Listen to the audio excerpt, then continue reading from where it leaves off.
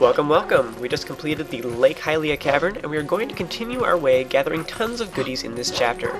Next we're going to go grab several Poe Souls that are here in Lake Hylia, but unfortunately we need it to be night, and it is still daylight out, so we're going to have to wait anyway, so I'm going to go ahead and head over here and speak with Auru. Now this is part of the main quest, and technically you're not even really supposed to go here until you go to Telma's Bar first, and to learn the location of Auru in the first place.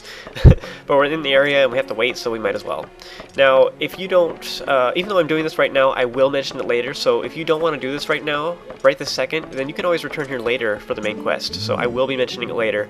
You know, say it's night for you right now, you can go ahead and skip ahead in the video a little bit where I am collecting Poe Souls. You can just skip ahead to that and skip this part for now, so that way you're not wasting your nighttime and wasting time when you could have been collecting Poes. Anyway, climb up the tower doohickey, and at the top you will find one of the 4 people in the resistance group, Auru. Upon speaking with him, he explains that he was expecting you, and he recognized you because Telma told him about all of your deeds with Hylia and Prince Valis. He asks if you are investigating the trouble in the desert, like him, and the screen pans up to look over the desert in the distance. You'll see those pillars things that we saw from the Howling Stone here on the nearby ledge where we howled the Golden Wolf, but we will be heading there much later, actually in the next chapter. Auru explains that the Gerudo Desert once held a prison of the worst kind for criminals in the land of Hyrule, so it's all the really bad guys all went there. Some of them were actually sentenced to death and sent to the underworld using the Mirror of Twilight. That's pretty intense. And this is the same thing that Midna told us to look for, so we're actually heading in the right direction. He goes on to say that the place is haunted now and is cursed with the inmates that were kept there, and he has a feeling that the terrible things that are plaguing Hyrule now are somehow related to this evil prison in the desert. I think it's kind of humorous. He like blatantly asks you, "You aren't going to go there now that I told you all about it, are you?" Like, you know, we wouldn't even have the option to go at all unless he asked, so he like offers to help us as long as we're going there anyway by giving you Auru's memo. This little slip of paper will allow us to harass Fire, the clown who owns the cannon in the center of Lake Hylia, to shoot us up into the Gerudo Desert. We'll be doing that in the next chapter, so don't worry about it for now. Auru explains that once he saved Fire's life, so now the guy can't refuse any of his favors. With that, we're going to head down. I'm just going to wait until night, so for the sake of the video, I'm going to fast forward to dusk. You want to kill the Imp Poe here, it makes an appearance, and finish it off to receive your 6th Poe Soul.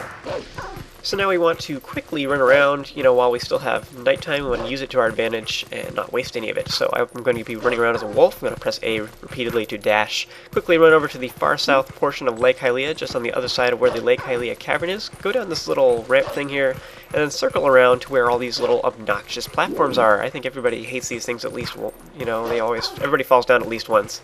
Avoid falling in the water, as that would be lame. I think everybody would unanimously agree that they hate that little spot.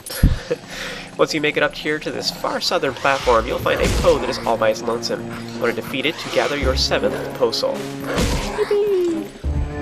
So next you want to work your way to the far west, where there's a little patch of ground that is near the mouth of the Lower Zora River.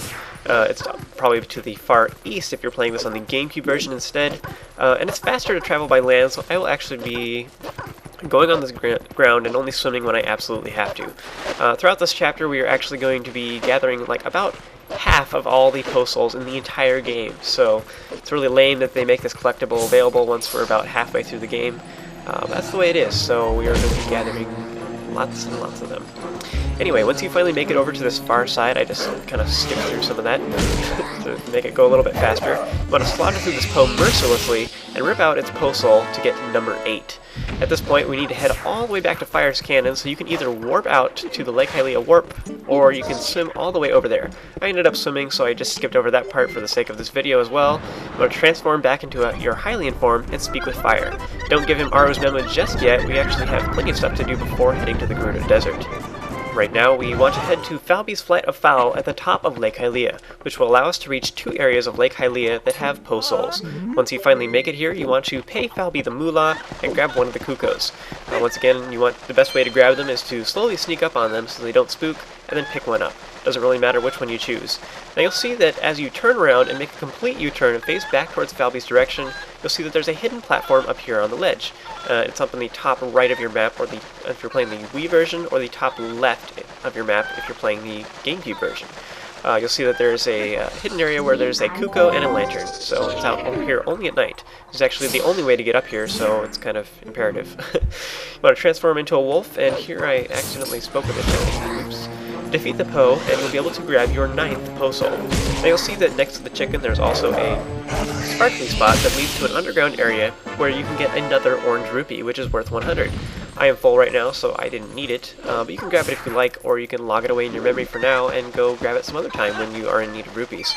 Next, you want to head all the way back up to Fire's Cannon and pay Falby again to grab another cuckoo. So I just skipped over all that, so you didn't have to watch me do all that. It's quite a lengthy scene to do all that. Now, you can gather the rupees if you like as you're working your way towards the Isle of Riches, but that's where we're headed, is that island here in the middle of the lake there. The top tier has a chest that contains 100 rupees, but it's not really that exciting. It reappears every time you come out here, but it's kind of a pain. If you have trouble with this minigame, then I recommend not getting it. What's really interesting, though, is the platform right below it, which I actually already opened, but it has a piece of heart in it. So if you have not grabbed that piece of heart, you should go do that now. And I recommend you snag it as long as you're in the area. With that, you want to hop down to one of the middle tiers of the Isle of Riches, where there is an impo. You want to be very careful not to fall off, and if all else fails, just let it hit you, so you can position yourself in a good area where you won't fall down. You want to defeat it to grab your 10th Poe Soul.